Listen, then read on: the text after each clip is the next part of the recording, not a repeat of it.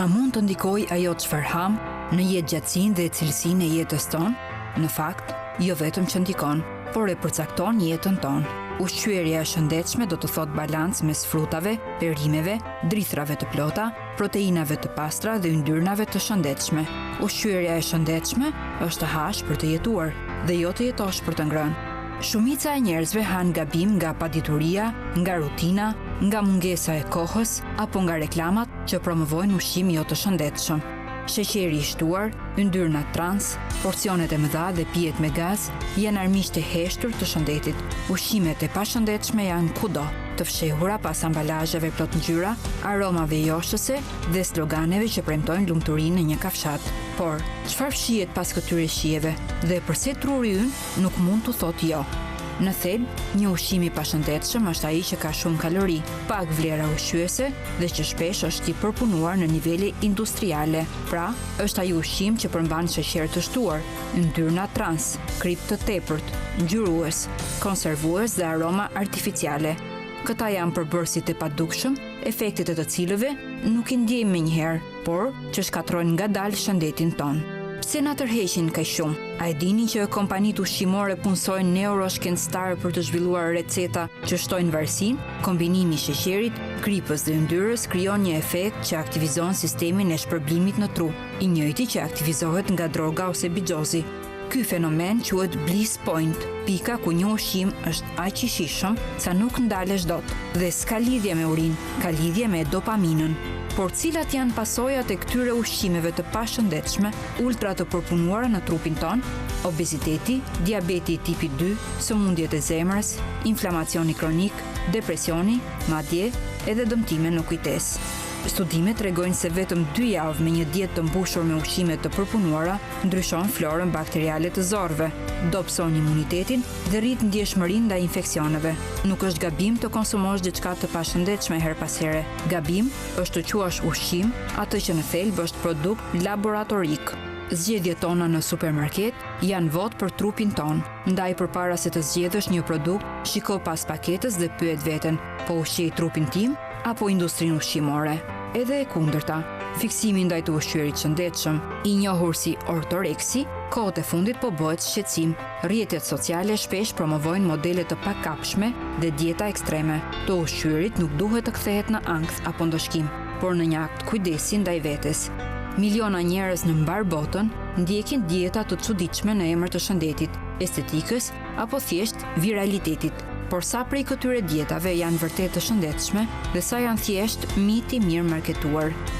Shumica e dietave në mod kanë një të përbashkët. Ekstremizmin dhe ekstremet nuk janë afatgjata, janë të lodhshme, shpesh të rrezikshme dhe emocionalisht raskapitëse. Por cilat janë mënyrat më të zakonshme të ushqyerit në botë? Shumica e njerëzve në botë janë gjithë ngrënës. 73% e njerëzve të rritur konsumojnë rregullisht mish dhe produkte bimore. Rreth 14 deri në 16% janë fleksitarian, hanë më shumë produkte bimore dhe reduktojnë mishin. 5% e popullsisë globale identifikohet si vegetariane, të cilët përjashtojnë mishin për fshirë vezën dhe nën produktet e qumshtit nga dietat e tyre ushqimore. 3% e njerëzve në botë janë vegan dhe ndjekin një dietë ushqimore pa asnjë produkt shtazor. Ka gjithashtu nga ata që ndjekin dietën peskatariane, që përjashton mishin dhe lejon konsumin e peshkut. Studimet tregojnë se njerëzit që ndjekin dietën mesdhetare jetojnë mesatarisht 5 deri në 10 vite më gjatë. Organizata Botërore e Shëndetësisë rekomandon të paktën 5 porcione fruta dhe perime në ditë, krip më pak se 5 gram në ditë, sheqer sa më pak të jetë e mundur, aktivitet fizik 30 minuta në ditë. Duket e thjeshtë, por sa prej nesh i ndjekin këto rregulla? Ushqyerja e shëndetshme rrit energjinë, përmirëson përqendrimin, mbron zemrën, ul rrezikun për diabet dhe obezitet, si dhe zgjat jetën. Por cila është dieta më e mirë? Ajo që nuk quhet dietë, është mënyra e jetesës, e qëndrueshme, e thjeshtë, e balancuar. Teknologjia po ndryshon mënyrën se si ushqehemi.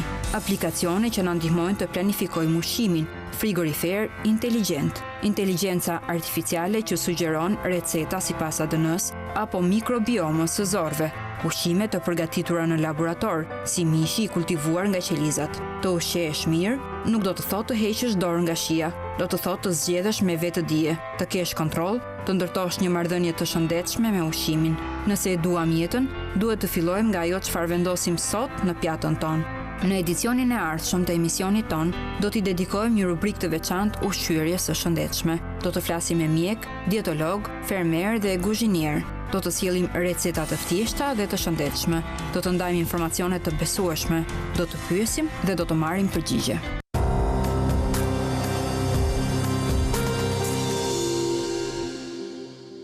Në rubrikën Mjekësi Alternative, sot kemi zgjedhur të flasim pikërisht për një koncept alternativ, një koncept modern që bashkon natyrën me njeriu.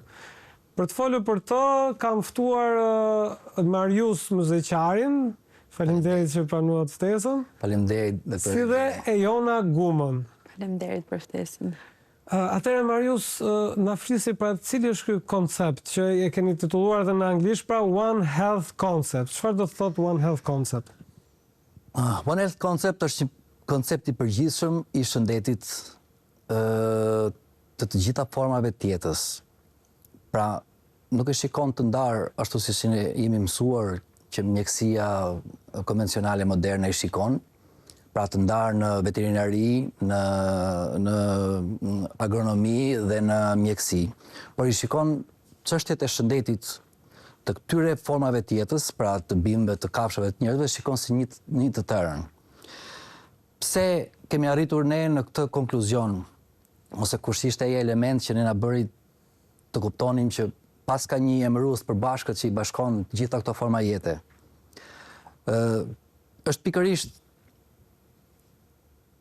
nëse ne shikojmë përbërjen tonë në pikpamjen e materjes, të secilës këtyre formave të jetës biologjike, pra të bimëve, të kafshëve, të njerëzve, nëse ne shpërbëjmë në nivel materje, ne shikojmë që baza materiale të cilën përbëhen këto trupa, qofshin këto bimor, shtazor apo njerëzor, kanë të njëjtët element minerar, të cilët formojnë këto struktura të ndryshme qelizore, multiqelizore, komplekse për formimin e këtyre organizmave jetik, biologjik.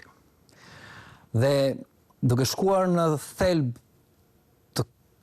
të gjërave, ne kemi arritur të kuptojmë që nuk janë thjesht elementet të marrë rëndom që formojnë këto organizma, që formojnë këto forma jete, por është një strukturë e mirëfillt të organizuar, një mrekulli e natyrës ajo që e krijon gjithë këtë mundësi e përhapjes së formave komplekse jetësore.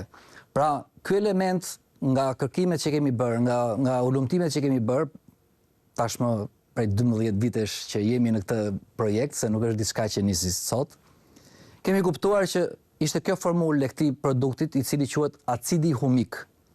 Pra, acidi humik, këtë ndryshe, është baza e jetës në këtë planet. Është ai i cili formon këto struktura qelizore komplekse që formojnë këto forma jete. Ne e kemi hasur shpesh çështjen e humusit në terrenet që ne mbjellim për të mbjellur produktet tona ushqimore. Dhe pikërisht kjo shtresë e tokës që quhet humus ka në esencën e vet këtë element, acidin humik. Është ky ai që e bën të mundur, e bën fertile këtë terren, e bën fertil këtë terren që të jetë prodhues, të ketë prodhimtari të lartë, dhe që me anë të këtyre prodhimeve i gjithë cikli biologjik i jetës ti marr këto element. Bima ushqen kafshën, kafsha ushqen njeriu, me radhë, pra krijohet ky rendi biologjik i të jetuarit në këtë planet. Pra, ka një zinxhir mes tokës, kafshës dhe njeriut. Po. Unë për acidin humik kam të ftuar një mjek vetëm pas pak, pra që të na flasi në mënyrë më shkencore për vetit që në formë suplementi apo jo? Patjetër, në formë suplementi. Se çfarë vetish ka dhe si shërben organizmi. Ne kemi një panel të gjerë në nivel shkencor, të cilët punojmë në këtë drejtim të këtij projekti, sepse natyrisht është diçka masive, nuk është diçka një nisëm e cila mund të merret si një projekt i mirëfillt. Është një projekt shqiptar apo? Është projekt shqiptar 100%, madje edhe lënda e parë është shqiptare. Pra edhe vetë koncepti, filozofia këtu ka lindur, në Shqipëri ka lindur. Dhe keni bazuar, keni bërë dhe studime, pra kanë marrë pjesë studiues, shkencëtar në të? Ne e nisim po nga atje ku fillon jeta, nga toka. Pra, studimet tona të para kanë qenë me tokën, me elementet të tokës, me formacionet gjeologjike. Aty kemi kuptuar që kush janë këto elemente bëjnë të banueshëm këtë planet, pra kush janë këto elemente të cilët e japin mundësinë, krijojnë habitatin e duhur për të krijuar këto forma jete. Dhe kemi arritur në këto rezultate duke kuptuar që është një formulë, nuk janë këto elemente të rëndomt, por është një formulë e mirëfillt, komplekse, e plot, e cila gjeneron format e jetës sipas përkatësisë. Qoftë për botën bimore, shtatëzore, apo njerëzore që ne flasim.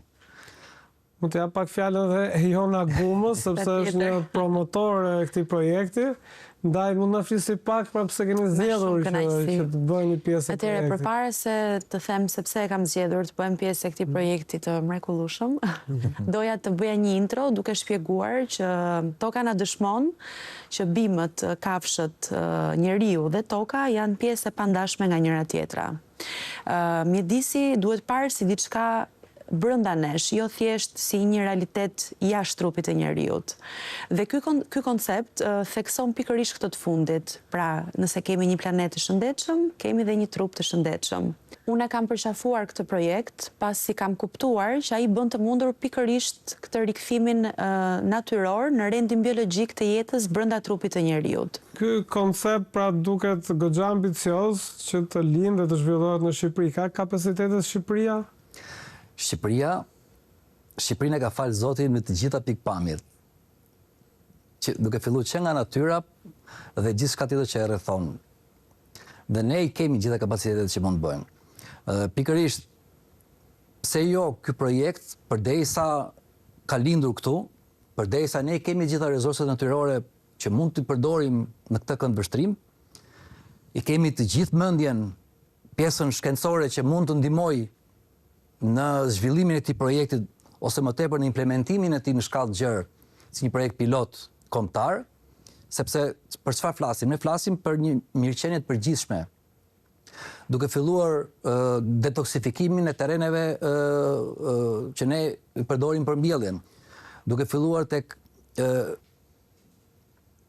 pasurimi i dietës së kafshëve që ne i përdorim për zinxhirin tonë ushqimor, por duke filluar duke trajtuar më pas edhe vetë njerëzit me përdorimin e këtij produktit për detoksifikimin ndaj metaleve të rënda, duke i ofruar një jetë më të shëndetshme, një sistem imunitar dhe metabolik më të fortë, dhe duke bërë këtë mundur që gjithë zinxhiri i rendit natyror të jetuarit në këtë planet, flasim për Shqipërinë tonë, të jetë i përforcuar. Prandaj ne themi që i kemi të gjitha mundësitë që ta zhvillojmë këtë projekt në pikpamjen e projektit pilot këtu në Shqipëri, dhe pse jo pastaj ne të bëjmë modele për vende të tjera më të zhvilluara. Shqipëria e ka të gjitha kapacitetet që mund të marrë përsipër iniciativa të tilla. Jemi një vend që i kemi të gjitha resurset, qofshin ato njerëzore, por edhe natyrore, që t'i vëmë në këtë funksion. Ju falenderoj për bisedën mjaft interesante. Unë kam të ftuar një kolegun më shumë timin se tuaj. Është projektit tonë, doktor Alini. Është një mjek pra i cili do na flasi në mënyrë më shkencore për se si ky koncept mund të shërbejë shëndetit të njerëzve. Ju falenderoj edhe një herë për gëzuar për iniciativën. Faleminderit, doktor Alini.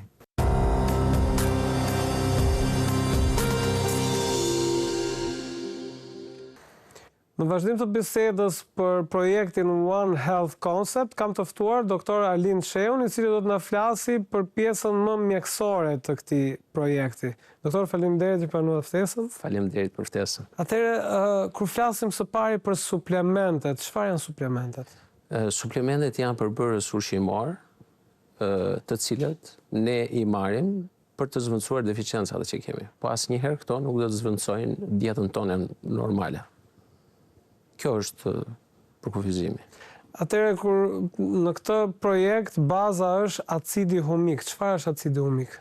Acidi humik është një produkt organik i cili do shumë kohë që të ndërtohet, si pasojë e ndryshimit organik të gjithë produkteve për cilet ai krijohet. Në fakt, acidi humik asnjëherë nuk është vetëm, ai krijohet bashkë me acidin fulvik dhe me një numër shumë të lartë aminoacidet që shkojnë mbi 80 aminoacide. Dhe çfarë funksioni ka ky për trupin e njerëzit? Acidi humik ka disa funksione pas marrjes në trupin e njeriut. Ai merret prej traktit tretës dhe pastaj kalon në zorë dhe mandej kalon dhe metabolizohet në hepar. Që në momentin e parë që ne marrim acidin humik, fillojmë ndjejmë një lehtësim, sepse në momentin e parë ai fillon krijon një ambient të përshtatshëm për çështjen e mikrobiomës së stomakut apo tubit ton tretës. Në atë moment, acidi humik, disa nga molekulat e acidit humik, fillojnë dhe kapin metalet e rënda që ne mund t'i kemi marrë gjatë kohës që ne ushqehemi, si pasojë ushqimeve që rriten me pesticide dhe me plera jo organike. Pra në trupin ton ka toksina, patjetër. Ju thatë. Sidomos me rritjen e influencës së industrisë ushqimore, kemi një rritje shumë të madhe të përdorimit të pesticideve në ushqime, dhe kjo për të përballuar nevojën që ka. Dhe aty brenda, përveç pesticideve, sigurisht ka metale të rënda, duke nisur nga plumbi, alumini e shumë element tjerë, të cilit acidi humik bashkohet, molekulat e acidit humik bashkohen bashkë me të dhe metabolizojnë atë pjesë të ushqimit i cili është i pastruar nga të gjitha toksinat. Kështu që efektin e parë ne kemi menjëherë sapo acidi humik bie në kontakt me stomakun ton. Pastaj ai shkon në hepar, metabolizohet në hepar, ku zbërthehet dhe mëtej në mëlçi. Dhe qelizat e heparit, që quhen hepatocite, këtu ndikojnë për ta shtyrë dhe për ta çuar, për ta transportuar këtë produkt drejt brendësisë së bërthamës së qelizës. Atje ku kemi dhe organelet cilat ndikojnë për çështjen e energjisë së qelizës, që ne në gjuhën në mjeksi quajmë mitokondri. Këtu janë disa efekte të tjera, i cili acidi humik jep. Njëri prej efektet është efekti antiinflamator, dhe kjo vjen që pasi ato lidhen me pjesën e mitokondrive, kapin pjesën e radikaleve të lira, dhe kjo bën një efekt antiinflamator që fillon që nga njësia më e vogël funksionale e trupit njeriut që është qeliza. Edhe pastaj disa qeliza bëjnë organin, dhe në qoftë se ne kemi një inflamacion caktuar në një organ caktuar, ajo nëpërmjet efektit imunomodulator, duke rritur pra imunitetin e njeriut, ajo bën të mundur edhe uljen e inflamacionit. Sigurisht kjo nuk bëhet menjëherë, ai është një suplement ushqimor i cili duhet vazhdoj në përditshmëri të trajtimit vet. Kjo është, domethënë, një pjesë tjetër, një element tjetër i rëndësishëm është që ai bën të mundur futjen e disa elementeve shumë të rëndësishëm, po përsëri në nivel qelizor, që kemi magnezin, kemi zinkun, kemi seleniumin, të cilat janë të nevojshme për rritjen e energjisë të qelizës burimore, pra brenda bërthamës së qelizës. Dhe duke u nisur nga të gjitha këto efekte që ne tham, ai është i përshtatshëm për të gjitha nivelet dhe moshat e njerëzve, por sidomos për të qenë në atë pjesën, për të qenë sigurt, ne përdorim më shumë, e rekomandojmë në pjesën mbi 18 vjeç, por sigurisht edhe tek sportistët që kanë një nevojë për një energji shumë të madhe, edhe tek moshat e treta që janë të pafuqishëm dhe kjo mund japë, por sigurisht duke pasur një efekt imunomodulator, dhe duke pasur dhe një efekt tjetër që është shumë i rëndësishëm, efekti i apoptozës, pra duke i dhënë energji qelizës e cila është e shëndetshme dhe duke i dhënë komand qelizës së prekur ose identifikuar si e smur për t'u shkatëruar. Kjo bën të mundur që edhe në rast sëmundjesh ne të kemi mundësinë që përveç trajtimit kryesor që patjetër është medikamentoz dhe është i padiskutuar, ne t'i japim energji trupit për ta përballuar sëmundjen sa më mirë dhe për t'i dhënë komandës së përgjithshme të trupit që ta çojë energjinë në atë zonë ku është identifikuar trupi i smyrë. Dhe kjo e bën që rikuperimi i pacientit jetë më i shpejtë. Dashur teleshikues, ky ishte edhe emisioni për sot. Falenderoj dy mbështetësit e këtij emisioni, Universitetin Katolik Zoja Këshillit Mirë, si dhe kompaninë EHV. Ju rikujtoj që ky emision mund ndiqet gjithashtu dhe në YouTube, ne aty çdo javë pra shkarkojmë emisionet më të fundit. Shkoni te kanali i RTS në YouTube dhe mund gjeni dhe pjesën e videove të trupit dhe shëndetit. Bashkëdorëzimi javën e ardhshme, mirupafshim.